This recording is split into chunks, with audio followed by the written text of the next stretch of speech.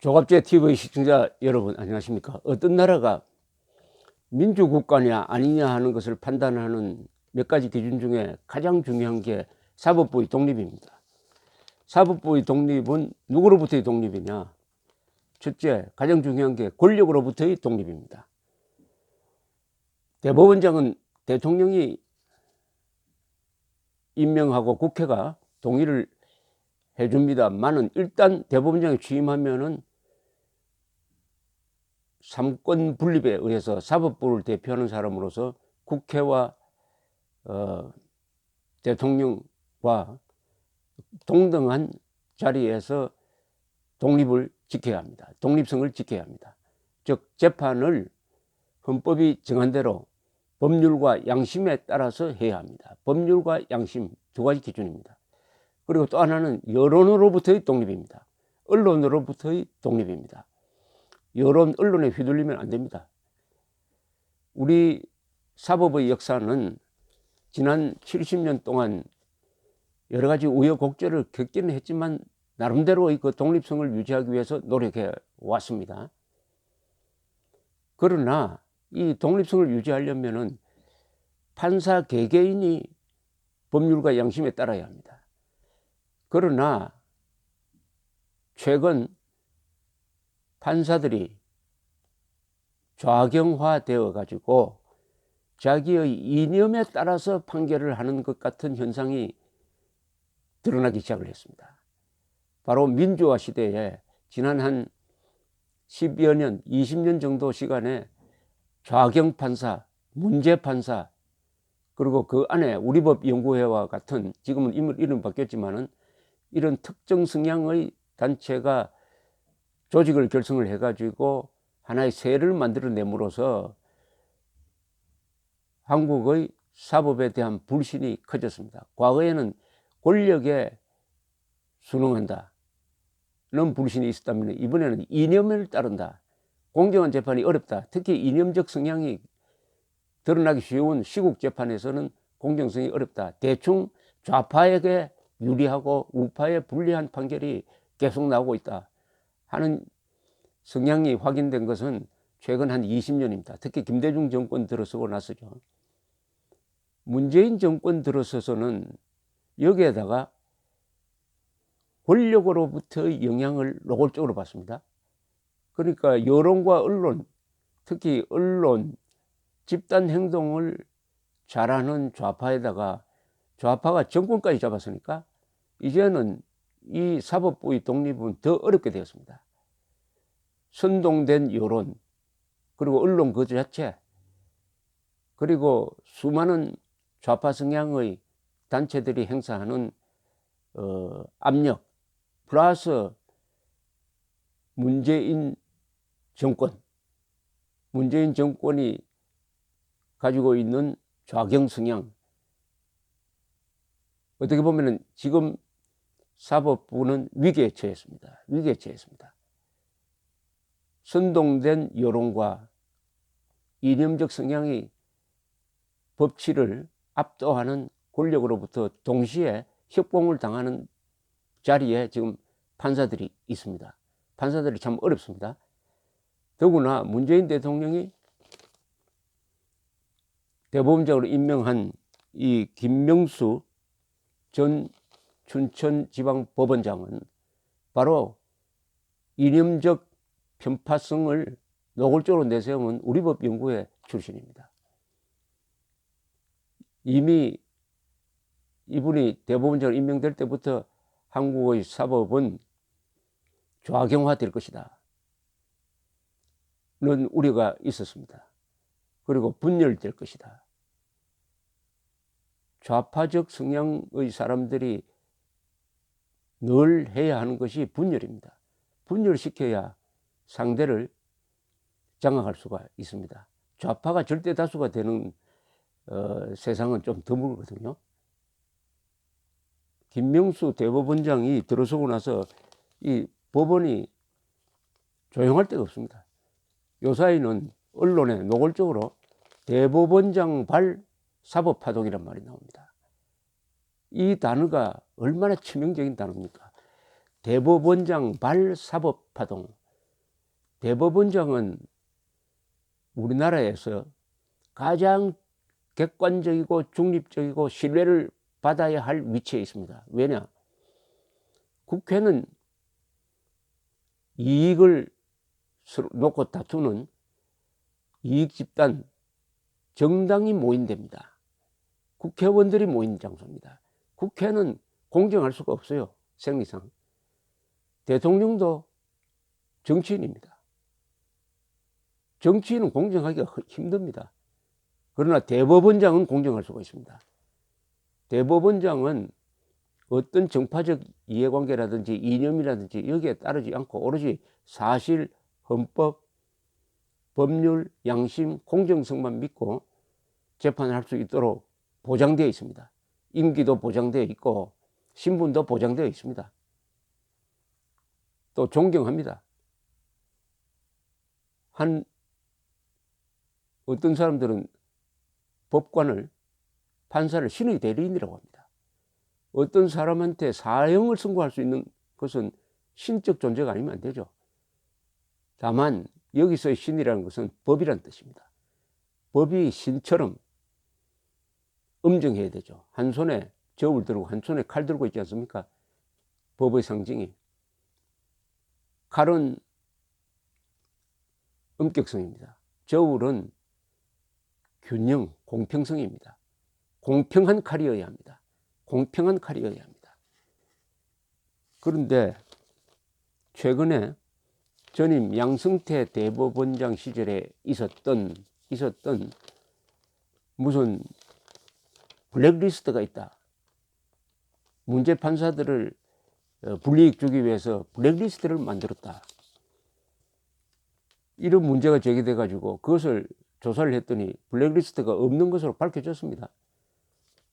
그래도 거기에 수긍하지 않고 이 김명수 대법원장은 또 조사를 지켰습니다. 최근에 그 조사 결과가 나왔는데 또 조사위원들의 구성은 이 대법원장하고 코드가 맞는 성향의 판사들이 핵심이었어요. 결과가 똑같이 나왔습니다. 블랙리스트 없었다. 불이익을 주기 위한 명단 관리 없었다. 그러면은 어떻게 해야 됩니까? 대법원장이 나와가지고 재조사를 시켜가지고 이렇게 블랙리스트가 없었던 것이 밝혀졌다. 이 쓸데없는 조사를 시켜서 죄송하게 생각한다. 사법부를 믿어주세요. 이렇게 이야기해야 되는 거 아닙니까? 그런데 이번에는 또 문제가 어디로 커졌느냐? 그걸 조사를 하다가 보니까 법원에서, 법원 행정처에서 상고법원이라는 것을 만들기 위해서 정부로부터 법을 만들려면은 여러 가지 제도를 갖춰야 되고 법도 통과되어야 하니까 정부와 교섭하기 위한 자료로서 청와대와 교섭을 할 때는 우리가 이런 카드를 한번 내보자 하는 취지의 문서가 있었다고 그래요. 그 문서가 발견되었는데 이미 재판이 끝난 거 몇 가지 정부에서 관심을 가지고 또는 정부의 유리한 판결이 나온 거. 정부에 유리한 판결이 나왔다고 해가지고 편파 판결이라는 뜻은 아닙니다. 결과가 그렇다는 거죠. 그런 걸 가지고 정부 측을 설득하자 하는 문서가 하나 나왔어요. 그러나 이 조사위원들이 조사를 해보니까 그것은 이미 판결이 난 거, 판결을 친정부 쪽으로 돌리려고 쓴 게 아니고 이미 판결이 난 걸 가지고 정부 측을 설득할 때 써먹는 카드로 하나 적어 놓은 겁니다. 그것이 실행된 적이 없다고 그랬어요. 적기만 하고 그것 가지고 정부하고 교섭한 적도 없고 그냥 판결이 그렇게 정부에 유리하게 나오도록 뭐 압력을 행사한 것도 없고 그냥 막 낙서 수준이죠. 그래서 이거는 뭐 고발 대상도 아니다. 이렇게 종결이 된 겁니다. 종결이 됐는데 바깥에서 승복하지 못하는 항상 승복하지 않는 단체들이 문제를 제기하고 하니까 느닷없이 김명수 대법원장이 마치 고발을 할 수 있다. 이 고발하면 누굴 고발해야 되냐면 같은 판사를 고발해야 되고 이 양승태 전 대법원장도 고발 대상이 될 수가 있습니다. 고발할 수 있다는 뜻으로 이야기를 하니까 이 조사위원회의 결과와 완전히 뒤집어지는, 완전히 반대되는 이야기를 독단적으로 했습니다. 그러니까 이번에는 또 조사위원회에서 태도를 바꿔가지고 마치 고발을 검토할 수 있다, 고발할 수 있는 소지가 있다는 것처럼 또 말을 바꿔버렸어요. 말을 바꿨습니다. 이러니까 특정 이념을 가진 성향의 판사들과 외부 단체들이 지금 들고 일어나 가지고 양승태 대법원장을 고발하라고 나옵니다. 그리고 판사회의라는 게 있어 가지고 이 판사회의를 소집해 가지고 이 이야기를 논의를 하겠답니다. 여러분, 제가 대충 설명을 들으면 어떤 생각이 나십니까? 한국의 사법부가 운동장이 됐습니다. 난장판이라면 좀 격한 표현일지 모르겠습니다만은 사법부가 지켜야 할 그 엄정성, 객관성, 여론과 권력에 휘둘려서는 안 된다는 걸 생각한다면 이건 거의 난장판 수준입니다. 그것이 대법원장에 의해서 주도되고 있다는 사실입니다. 이것은 대한민국의 민주주의의 근간을 사법부가 스스로 무너뜨리는 겁니다. 사법부가 행사하고 있는 막강한 법적 권한이 이런 사람들에 의해서 집행되고 있다는 것을 국민들이 생각하면은 얼마나 끔찍하겠습니까? 요사이 농담 비슷하게 어떤 판사에 배당되느냐에 의해서 무죄도 될 수 있고 유죄도 될 수 있다. 이건 완전히 로또다. 재판이 로또다. 이렇게 할 바에야 인공지능 컴퓨터에 재판을 맡기는 것이 훨씬 좋겠다. 이런 이야기도 나옵니다. 이렇게 되니까 그동안에 좀 불리한 판결을 받았다는 사람들이 들고 일어나 가지고 다 재심하자 하고 대법원으로 몰려갑니다. 대법원으로 몰려가면 어떻게 됩니까, 이거? 오늘 조선일보 보도를 보면 전날 대법정을 점거했던 KTX 해고 승무원들은 이날 김환수 대법원장 비서실장을 면담했다. 면담에서 승무원들은 재심을 요구했고 비서실장은 대법원장에 전달하겠다고 했다. 법원 일각에서는 앞으로 재판에 불만이 있는 당사자들을 대법원이 다 만나줄 것이냐는 우려도 나온다. 이런 식으로 하면은 불복한 사람들이 다 들고 일어나 가지고 대법원으로 몰려가고 법원으로 몰려가면 사법부 마비돼 버립니다. 사법부 마비되면은 민주주의는 종말을 고하고 국민국가는 끝나는 겁니다. 끝나는 겁니다. 지금 김명수 대법원장은 민주주의 파괴, 사법부 독립 훼손, 판사 분열시키기에 앞장서고 있습니다. 국회가 탄핵해야 합니다. 이런 대법원장은 국회가 탄핵해야 합니다. 탄핵이 바로 이럴 때 필요한 것입니다. 원래 서양에서 탄핵 제도가 만들 때 주로 대상으로 삼았던 것이 판사입니다. 판사는 너무나 신분 보장이 확실하니까 다른 방법으로는 어떻게 할 수가 없다. 그러면 잘못된 재판을 하면 어떻게 되느냐. 그래서 국회가 탄핵을 할 수 있는 제도를 만들어 놓은 것입니다.